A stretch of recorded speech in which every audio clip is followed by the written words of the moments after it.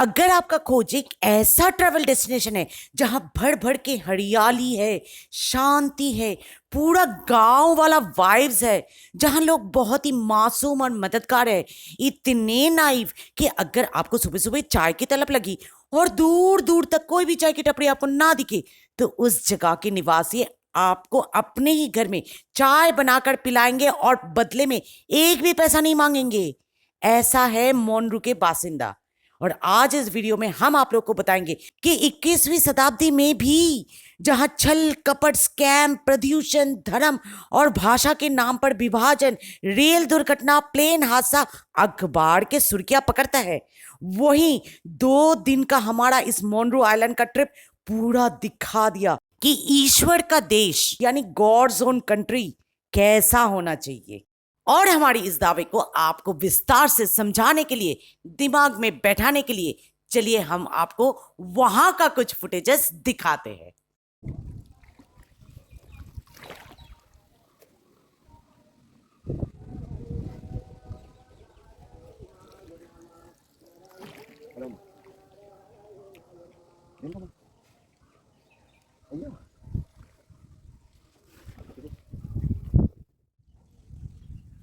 Hi.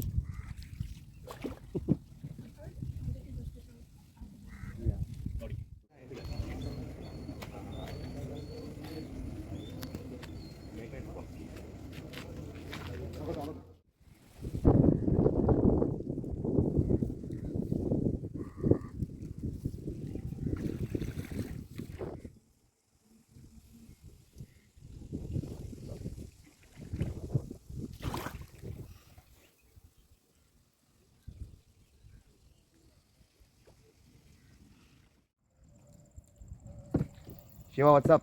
Bro, what's up, man? Here. How was the ride? It was nice.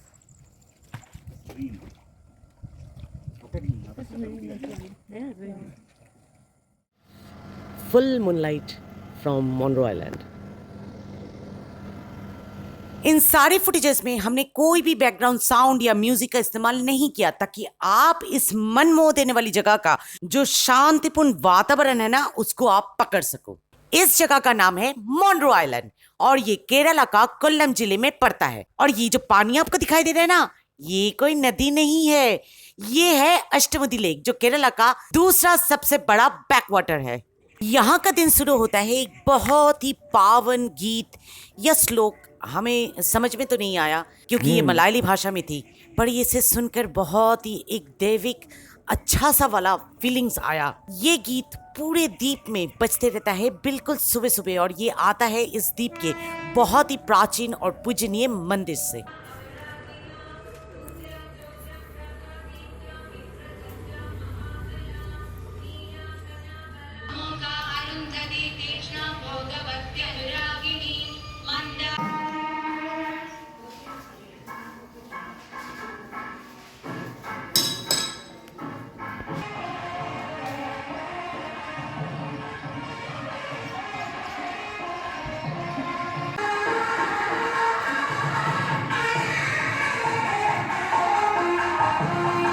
इसके तुरंत बाद आपको यहाँ का मछुआरा वापस आता हुआ नजर आएगा अपने सुबह की पकड़ से, जो बहुत जल्दी आपका या तो दोपहर का भोजन या रात का भोजन का अंश बनने वाला होगा।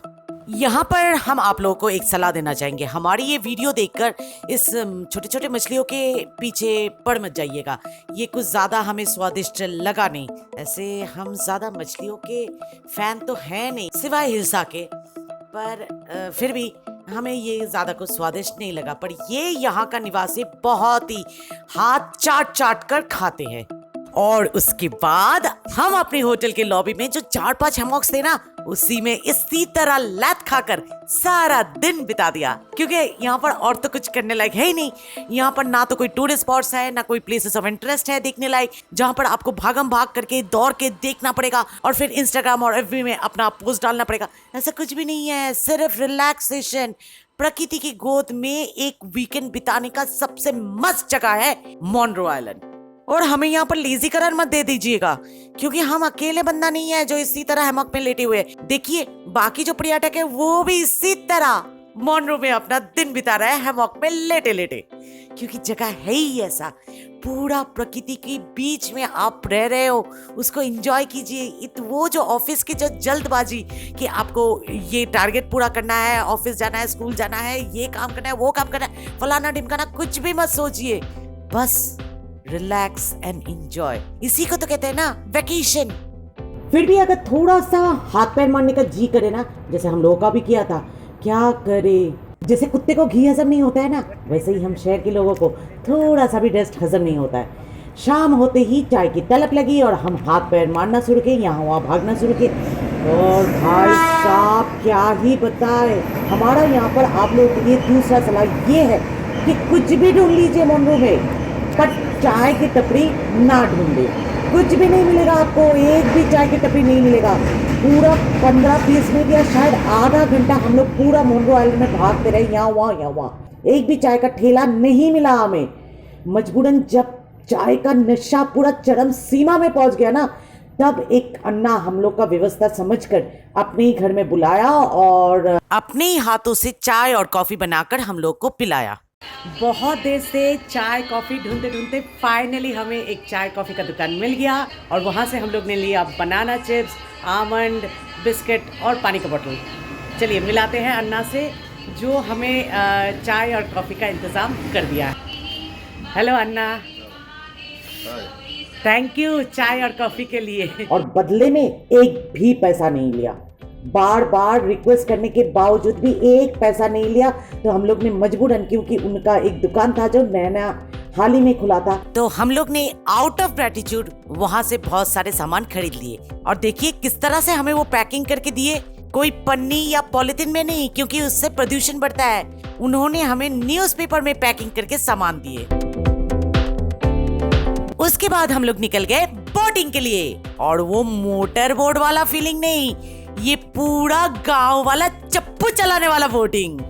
बहुत ही मजा आया, पर इसका जिक्र पूरा विस्तार से हम करेंगे अगले वीडियो में, क्योंकि मैंग्रोव फॉरेस्ट के बीच में से ये जो बहुत ही असाधारण बोटिंग था ना, ये अगर इस वीडियो में मैं कवर करने जाऊंगी तो ये वीडियो बहुत ही लंबा हो जाएगा और आप लोग बोर होकर निकल जाओगे हमारे वीडियो से। ऐसे भी आप लोग निकल ही जाते हो, कौन पूरा देखता है। पर अगर आप लोग देख रहे हो ना पूरा वीडियो, तो कृपया करके इस वीडियो को एक लाइक और हमारे चैनल टिप्स टू ट्रैवल को सब्सक्राइब करने में बिल्कुल भी हिचकिचाइएगा नहीं।